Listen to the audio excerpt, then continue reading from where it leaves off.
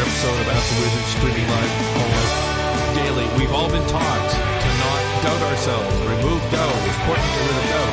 However, there is one time, and it's very crucial, when doubting yourself is actually the smart play. Starting the 5-minute timer now. Get comfortable, and we'll see you in 5.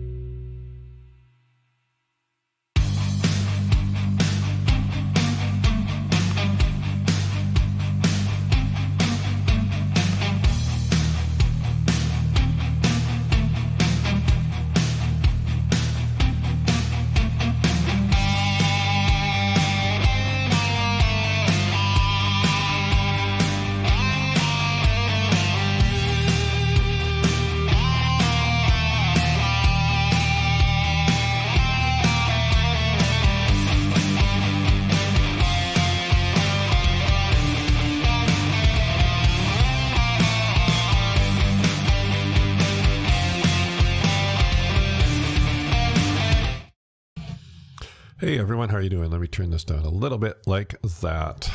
So it is what? I don't even know what day it is. It is March the 6th. There you go. Going to bring Mr. Flipchart into the show this morning. He's right over here. Let's see if he likes it. Oh, yep. There he is. Good for him. Okay. When doubting yourself is a smart play, and that's not even a play on words. It's a really valuable understanding, and then the techniques that come from that understanding. Let's just hop right over to Mr. Flipchart because he'll explain it a lot better. All right. So this is you. You guys know I label it as your I am. So your I am is your higher self, your soul, your spirit, however you want to label that, right? Then this is your external world. That's the world out here, right? Now, the way we experience, and this is, I'm just kind of zooming in on one aspect of the way we create and experience our reality, is it flows this way. Right? So we take this information from the external world and it flows to us here. Okay, well that's, hey Richard, how you doing, buddy? That's okay.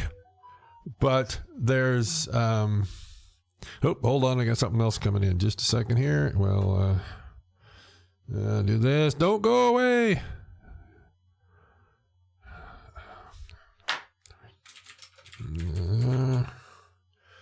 Let's be careful because everything is hotkeyed. So if I Shoot. What do I do here? Don't go away, guys. Oh, goodness.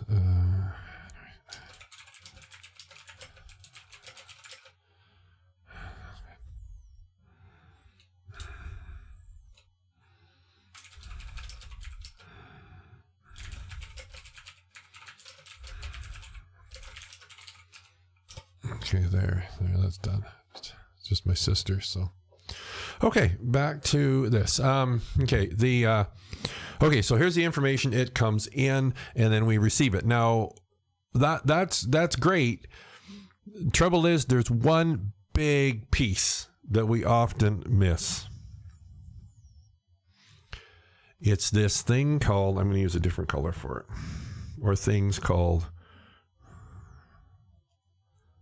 belief systems.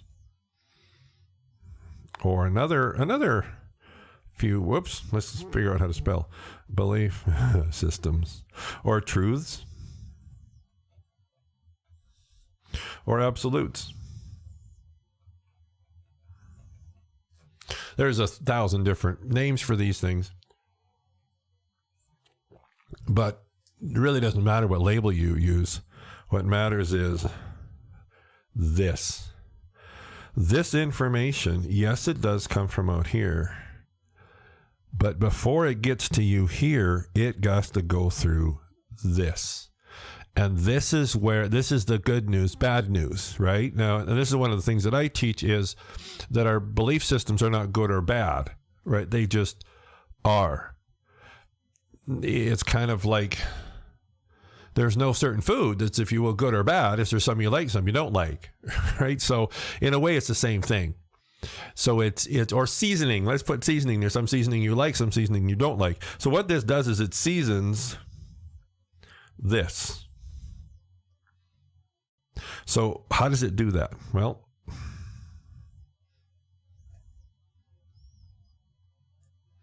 what happens is when it flows through here, what it will often do is it's going to introduce its own commentary on this information that is coming to you. Actually, and before, when you think about it, before the information gets to you, right, it has to go through this cloud, if you will, of these belief system truths, absolutes, all that kind of stuff. And what it will do is it'll flavor that information. So what is that flavoring like? One of the primary ways that flavoring shows up is those belief systems, those truths, talk to you here in your thoughts. You've heard me say this 1,000 times, and I'm not being facetious at all, is your thoughts, they're voices in your head. Right? So your thoughts, one aspect of them is voices or dialogues, right? So like when we're thinking to ourselves, what does that mean? We're actually having a conversation, aren't we? In our mind. And it shows up as voices. So, okay, here's what that looks like in this model. So here comes the information, right? And now, let me get my colors straight here. So now this information is coming to you, but it's also coming to you through all of these buggers as well. And they show up. How do they show up? As voices, as thoughts talking to you. And then what happens is, I'll use a different color again. Let's pick, what do we got here? Purple. There we go. So you've got this information here, which is sort of the accurate information. But then you've got all this stuff here that really, in many respects, is separate from this. There's this and there's this. Now, for our purposes here, these sort of exist as two different entities. And another way to look at it is this is you that is kind of observing this. But these guys are also observing this actually before you do. So in a way, this information that's coming to you from your external world, these guys see it first. They analyze it, they skew it, they flavor it or season it as it relates to these belief systems that we have. And then they give, again, as I said, their color, pardon the pun, color commentary along with this. And sometimes this is very accurate. Here's the accurate information, and there's all this stuff, right? So how in the hell can you pick out this when there's all this here? And so often that's what happens. You see, we mistake these for this. So we think, and it's logical when you don't understand this, we think that this information is coming from here. But it's not. This information, it can be coming from experiences that you had 20 years ago, that belief systems were formed from. And here's often the bigger one. It can come from not even your own experiences, but what you have done is you have assumed somebody else's truth.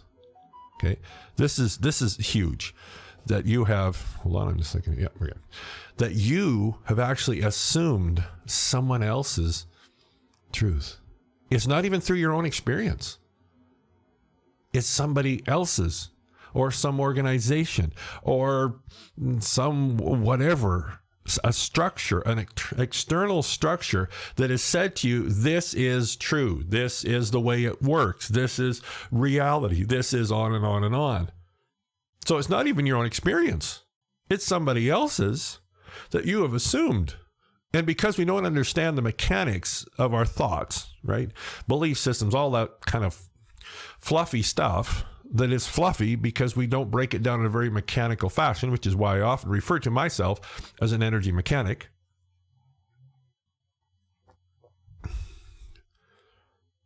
And so to understand that not all of these voices, a good chunk of them, cannot be trusted. Not that they're trying to purposely be deceptive.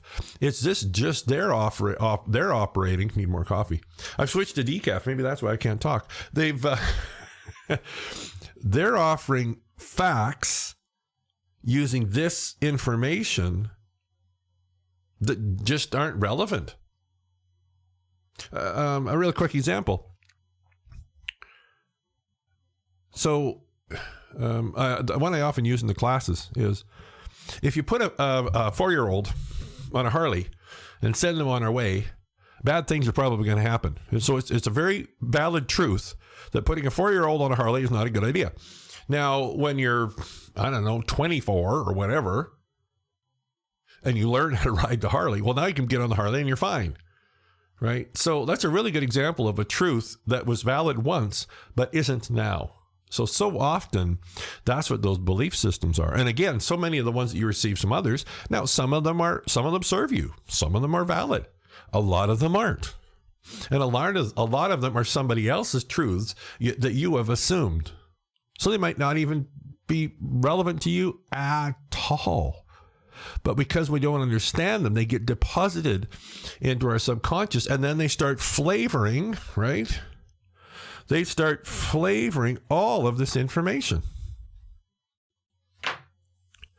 So why is doubting yourself sometimes the smart play? It's because of this. Those voices in your head that tell you that this isn't possible, that tell you you can't do this, to tell you it's too late, to tell you it's too early, to tell you on and on and on and on. It's so insidiously easy to just simply assume them as truth. And because they sound so much, sometimes exactly sound like our own voice, then we just figure, well, that must be true. And we don't doubt them. And there's the key. This is what I find. A truth that does not serve you anymore. When the voices come into your awareness, they don't feel good. Your body doesn't feel good. To me, that's probably the number one indicator. If you feel confined, if you feel less than enough, if the sensations you feel in your body as you pay attention or focus on those thoughts don't feel good, those are the ones you want to doubt. Now, I'm not saying in every single case they're wrong, but it's important to doubt them, at least initially, to revalidate them, to ask the question, is that really true? And if it was true for me once, is it really true now? And then the other one is, was it ever true? Was it even mine? Now, the answers to these questions aren't important. It's the asking of them that is, because what that does is that just throws them a little bit out of balance, right? Just a bit out of balance. And it gives you, so who's you? It gives you, let me see if I can clean this up a bit. Yeah, it's not bad. It gives you a chance to decide. To decide the thoughts you're going to think, and then therefore the actions you're going to take. Because so often it's these voices that decide for us. It's these voices that decide the actions we're going to take, not you. Why is that relevant? Because these voices, and I'm not saying all of them, these voices limit us. And why they typically don't feel good is you are limitless. All things are possible. Now, are all things inevitable? I'm not saying that, but I'm saying all things are possible, right? So I'm saying the voices, you don't just automatically throw them out, but it's important to doubt them, to challenge them, to say, is that really true or isn't that true? Right? And just even stay with the question. Because in the challenging of them and the asking the question, you're taking your power back from them. This is really good. You're taking your power back from them and putting it back where it needs to be. And that's in this voice. You always get to choose or decide what you're going to listen to. And then from that, the actions you're going to take. The greatest power you have is the ability or the power to choose what you're going to believe and to choose what you're not going to believe. To choose what you put your trust and faith in and to choose what you're going to doubt. That's truly your greatest power. That's where all possibilities lie, is within that, which is why sometimes doubting yourself is the smartest play. Thanks for tuning in, guys. Been another episode of Ask the Wizard, streaming live. Share. We're all in this together. See you on the web.